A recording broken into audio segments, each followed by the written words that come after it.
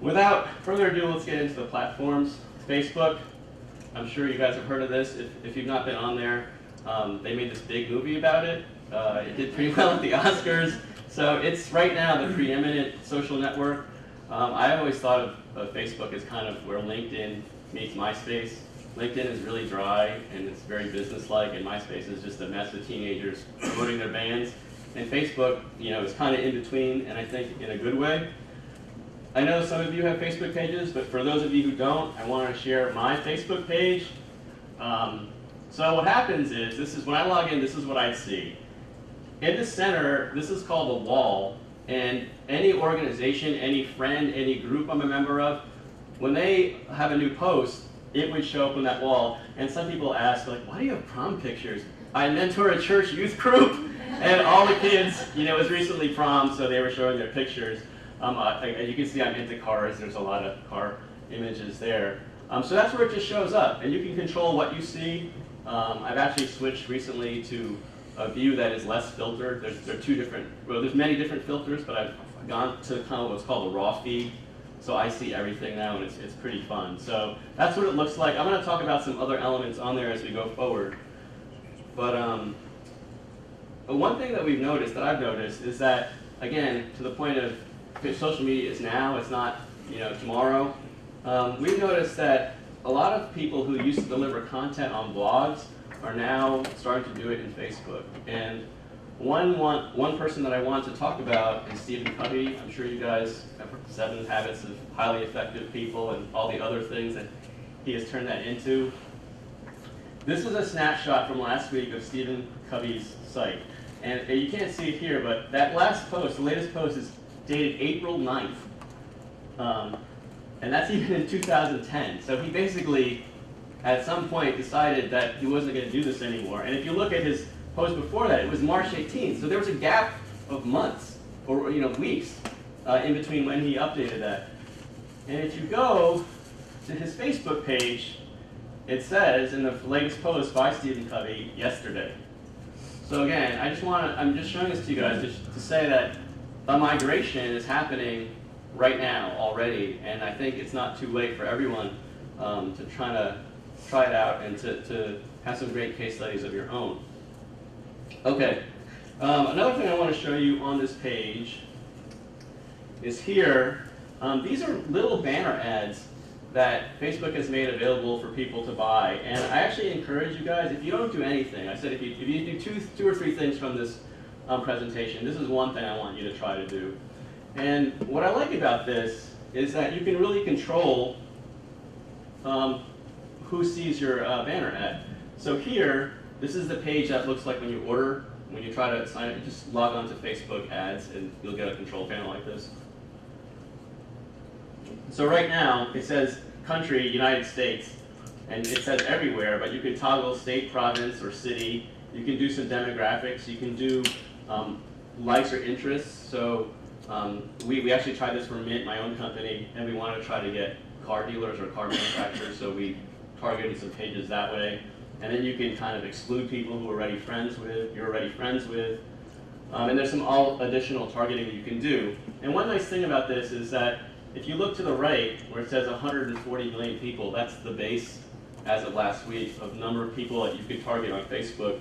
As soon as you start changing some of these demographics, that number gets smaller and smaller. And I want to share with you that when we tried this last year, on a very limited basis for Mint, I had asked my business partner, I said, how much do you want to spend on this, to try this? He says, I don't know, $500, let's try that. So I went in using this platform, and in 2 weeks, we had like 60,000 impressions and 24 click-throughs to our site. And I think we spent about $100. So in terms of the cost, again, it's very easy, and it doesn't have to be expensive. And I think once you try things on a limited basis and you get some good traction, you'll be much more inclined to sell it to the rest of your organization, say we should really get into this in a bigger way. Okay, this is the icon for Twitter. I happen to actually not be a huge fan of Twitter, and it's mostly because I don't like Kim Kardashian. But I think there's some applications within Twitter for businesses. I think especially for businesses that have items which will go on special, say, for the food market. Say you just got a whole bunch of apples in, or you got a whole bunch of product in. Twitter's a little more immediate than Facebook that way, and I think it'd be a great thing to promote. So businesses that have, I would say, specials, time-sensitive specials, are really good for Twitter. But I want to show you something in a second, actually. But I want everyone to use Twitter for today when they go back. One reason why I'm not so much Twitter is I read some stats recently that the actual time spent on Twitter has gone down over the last year. The average user, I think it's gone down about, it's so scary, it's went from 19 minutes to 14 minutes a month. So to me, that's trending down. And also, you see a lot of the users, I think it's 5 out of 8 is the statistic I remember reading, 5 out of 8 people who started accounts have left it dormant. So it was a thing that was like, let's adopt it, let's try it, but it's really kind of petered out. And I think as we've seen Facebook embrace technologies like Foursquare, where you can check into different places, Facebook is kind of adding all these things to their own platform. And I think eventually it's going to become the only one you're going to need in a lot of ways. That could be a good thing or a bad thing. But okay, so getting into Twitter, this is Twitter's homepage, and I want to talk about, again, that way for everyone to use it. There's this little search box on Twitter, and it is the coolest thing. Say you have a brand or a competitor's brand or a category that you're into. If you just type it in there, you can see what people are saying about it all over the country. So it's a really quick way to just get a read on what people are thinking. I happened to type in last week mellow mushroom pizza. So at the first one, there's somebody who wrote a review, so you can see what people are saying about it. The second one, and I had mentioned this to you, they had apparently in some state, they have a tattoo promotion. If you show your tattoo, you get a free cheese bread from any pizza. But it's just a good way to get a read, and this is free. This doesn't cost you anything, and you don't have to register. And before I get to the next thing, one thing I want to say about registering, there's so many different platforms, right? And you have to have different usernames and different passwords. And one thing I want to encourage everyone to check out, if you haven't already, there's a program called 1Password by it's an agile software. It might cost around $20, but what this does is allow you to house securely on your machine all the passwords for all the sites you're going to need, whether that's e-commerce, whether that's Facebook, whether that's any of these things. And the nice thing about that, it'll generate one of these kooky 25-digit alphanumeric things, like A156, and it'll remember it, and all you have to remember is something like your anniversary or your birthday or something that only you can remember, and all of these things are stored in this program. And so when you log in a browser, it'll say log in using 1Password, and it'll populate it automatically. So I think, given all the different platforms you might want to check out, and there have been security breaches. We were just talking this morning about the Michaels security breach. I mean, all these big databases, Michaels Crafts, I don't know if you guys know about this, but like the PIN numbers were taken also, so a lot of people just had their cards deactivated and they didn't even know. So I would encourage everyone to check out 1Password to help avoid those sorts of things when logging on going forward. Okay. So YouTube, I said earlier, you guys probably know it as where you can see funny videos of things. That's true, but it's grown into much more, and I want to share one example of how it's grown. Porsche, I said I'm a car person. Porsche recently premiered a new commercial, which I think is the funniest thing. They're trying to make it like an everyday car. I don't know if you've ever seen it, but someone's like loading mulch into the front trunk of their Porsche. It is a little far-fetched, but what they did was, before it came out, they posted on their Facebook page that you could watch it on YouTube. And think about it this way. They already paid hundreds of thousands of dollars to make this really great commercial, really exciting commercial. And they've aired it, and they're going to pay paid media to watch it for people to see it.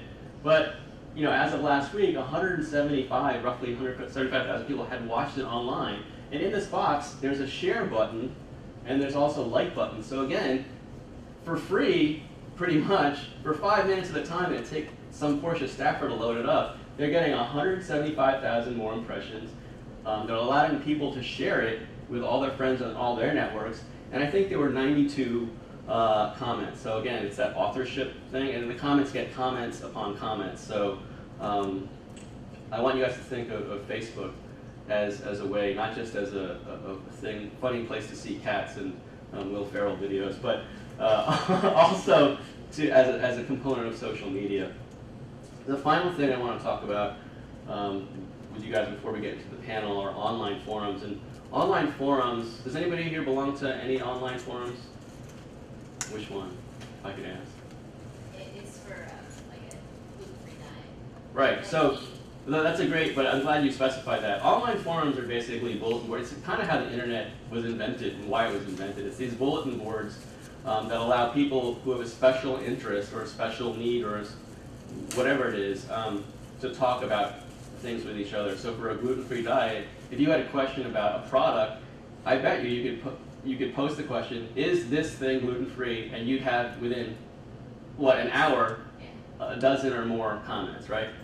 So it's this really great just platform for people to share information for niche things. And I think for all of you guys, what I would want you to do is to find a forum that relates to your business somehow, and just do a little research at first. I think it'll be interesting for you to see how people are talking about the topics that relate to your business, and maybe even about your own business. I'm just going to share one quickly, online forums. My wife and I, we decided that we would send our older daughter to boarding school next year for high school. So I didn't really know, I didn't go to boarding school. I wanted to know a little bit about it. I did a little research. I found a forum on a site called College Confidential, which is mostly for college, but they have some boarding school applications. And so here, I just want to show you this. This is what it looks like. Somebody had a question about PA, which is Phillips Andover, which is a really one of the top 3 boarding schools in the country. They had a very specific question about PA enrollment agreements, the contract that you have to send in. And within that day, 3 people responded, and the person had their answer. I think the question was like, do I have to send it in at this date or this date? And they got their answer. So I wanted to show that as what that looks like. And what I want to encourage you guys to do is to not just look at the forum as a way to do research on things and see what people are saying, but in this case, I remember I said I was a car person. This happens to be an Audi forum. And the first post, you guys probably can't read it from the back, but I'll read it. I just wanted to get your impression about this particular type of tire for a particular model, the RS4. I live in the Northeast and do not drive the car much in winter, but will this coming year. So Tire Rack, how many people know the Tire Rack?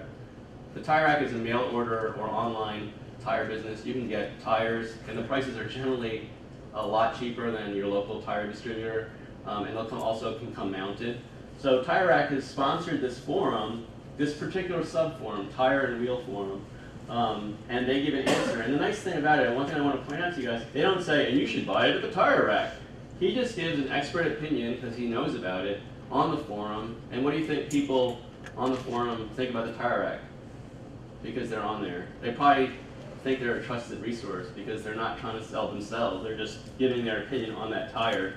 So again, I think that's something, not only use forums to research about your company, but look at forums that might be good ones for you to sponsor. I had said earlier when we were going over this, a lot of these forums are really done by a single person or a club, like a car club or a gluten-free expert or just a circle of friends who want to do it. For $250, they would take a banner ad from you and run it all year. I mean, or whatever deal you want to make with them, because they're really just there to provide information to their members. So look at the sponsorships of forums.